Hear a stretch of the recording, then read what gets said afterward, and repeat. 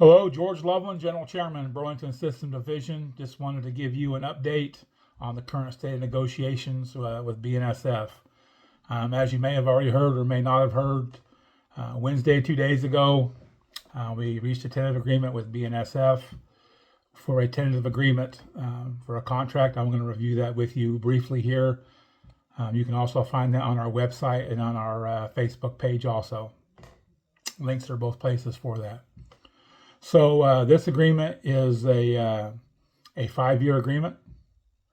In this 5-year agreement, there are wages each year starting on July 1st of each year.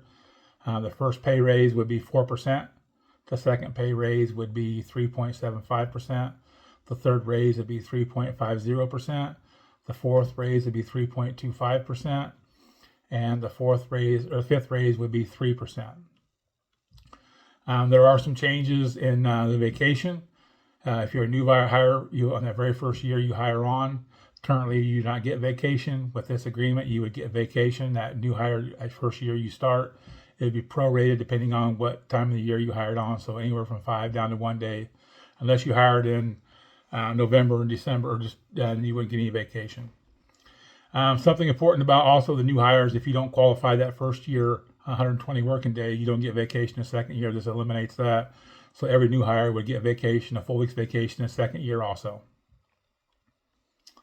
The vacation currently now for the employees that are not new hires, if you got, the 3 weeks, 4 weeks, 5 weeks, all that decreases by 2 years as an example. For qualifying years, as an example, instead of having to work 25 years to get 5 weeks, it'd be 23 years. Instead of having to work 17 years for 4 weeks, for 4 weeks, it's 15 years. So that drops down to, and then for 3 weeks also, it drops down 2 years. So that's a really big benefit for us for the vacation. There are some changes in the healthcare. Before we get too far in healthcare, I want to note I've gotten several calls today. People are expressing concerns because when they look at the tentative agreement here, they see a chart in here, and there's a chart in here that shows deductibles and out-of-pockets and stuff. That does not apply to anybody that is on a family that's on the current plan right now or going forward. That is only for a new option going forward for single people if they want to choose it. It's a very high deductible plan. It is cheaper per month. It's 10% instead of 15% of the cost, which I believe comes out to $180, $185, somewhere in there. But if you need to research the plan carefully, because once sickness or illness, you better have some money saved up, because you could be paying out of pocket for that care. Like I said, it's a very high deductible plan. So when you see that chart, just remember that's for a single person if they opt for that. It isn't for everybody else. So some plan changes with this agreement if it gets ratified for your insurance. It goes back to January 1st, 25, even though we're into January right now. If something happens to you, your spouse and your dependents, would get 6 months of health care coverage. That would help them through a tough time, get them a chance to get some other insurance and stuff. So that's where we're at right now. That's a pretty good benefit. Also, male sterilization, like a vasectomy, is covered. That's a good benefit. Anybody that's ever had to have a vasectomy done, it was not covered prior, but it would be now. But one thing to remember is it does not cover reversals. So if you got a vasectomy 10 years ago and now you have a new girlfriend or a new wife and you want to reverse that, sorry, it doesn't pay for it. There are some other savings. Like right now, if you opt out of your insurance, you don't have to pay the $277 a month, plus the railroad gives you $100 extra. Now, if this ratifies, if you opt out, you still don't have to pay that $277, plus you would get $200 a month instead of the $100. So in essence, if you opted out, you'd be getting an extra $477 a month on your check. And if you're currently opted out and getting $100, that would go back to January 1st and get the extra money there also. So there are some changes in the dental plan. The out-of-pocket for dental right now is currently $1,500 per person per year. That's what you have to pay, your annual maximum. That gets increased to $2,500, so $1,000 increase on that per person. And the lifetime maximum for orthodontia, which is braces, as an example, is currently $1,000. and that gets increased to $2,500. Anybody that's had to get braces for their kids know how expensive that is. And that would take effect January. All these take effect January 1st. There is some changes in the vision. For frames, we're allowed $115 every 2 years. That gets increased to $250 every 2 years. Anybody that wears glasses, we know that frames aren't very cheap. And some people even get their frames online because they're cheaper. And so hopefully this will offset that a little bit and help people out. And like I talked about earlier, there is a option plan for single people. I would really encourage you, if you think you want that, to really research that and make sure that's what you want before you sign up for it. So like we talked about, there is no increase per se in the health insurance. It's a $277. It gets adjusted every year.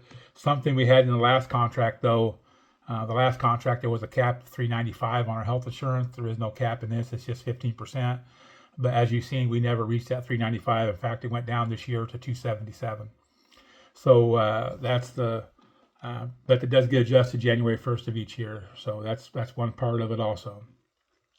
So as far as the agreement itself, that's the national portion. All the other railroads that are national bargaining are voting on the same issues same things we just talked about. We do have some specific things on BNSF that we're going to be voting on also. So keep that in mind, and I'm going to go over those right now. So there is a change in bereavement. We have the addition of grandparents, grandchildren, domestic partner, step sibling, step parents, and stepchildren. So six more slots, or lack of a better word, 6 more qualifying individuals qualify as for bereavement. And I hope that nobody ever has to use. Obviously people, but like for kids and stuff, hopefully never got to use that. But families have changed a lot over the years. This is a really important topic for us to get addressed this time, and we got it addressed. And we think this is pretty comprehensive on the covering of families throughout the country, no matter what makeup your family is. There are another change is direct deposit. There's currently 88 or 89 people on BNSF out of 6,000 that still get paper checks.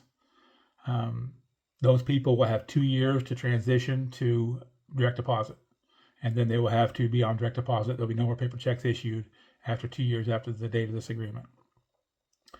Something to keep in mind with that, when it comes time to retire, you're going to need a direct deposit set up anyway, because the RRB does not send out paper checks. It's all direct deposit. So keep that in mind also.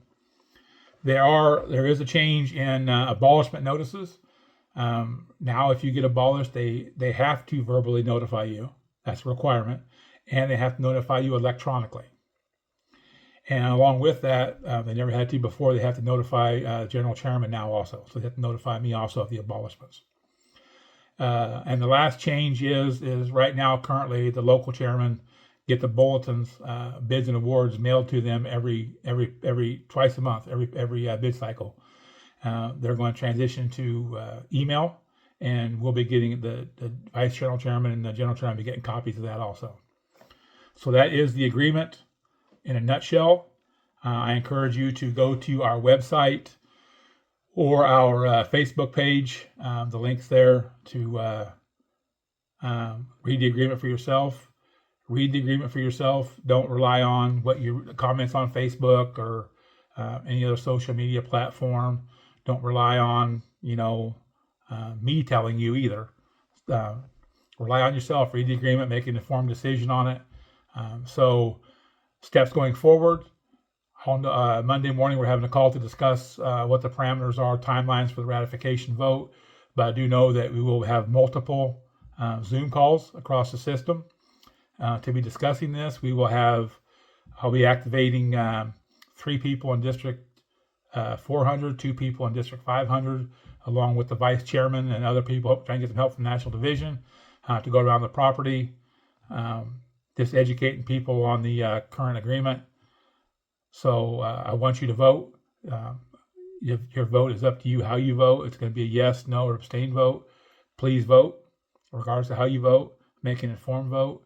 The voting process will be through the AAA, American Arbitration Association, and you're going to get 3 options to vote.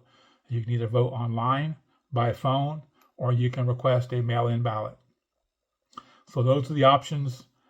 Keep that in mind. You'll be seeing us out on the property. If you're out on the Powder River, you'll probably see me next couple weeks out there. We're running around with Gene Thompson. So I hope to see you guys out in the field. You see people out in the field talking about the agreement. Engage with them. Talk with them. If you have questions, reach out to myself or the vice chairman. I'll be glad to answer them, get you the answers you need. I'd like to have a really high voter turnout for this. The higher the turnout, the better it is for us to bargain, because BNSF realizes how engaged you guys are. So don't just sit on the sideline and be a sideline cheerer for the agreement or a sideline naysayer for the agreement. Make sure you get in there and vote also. Appreciate everyone. I want to thank everybody on the bargaining team. It was a great effort on their part. I think we put together a pretty good agreement here, pretty comprehensive one. I think it covers a lot of things. I think it gets us where we need to be. If you have any questions, please reach out.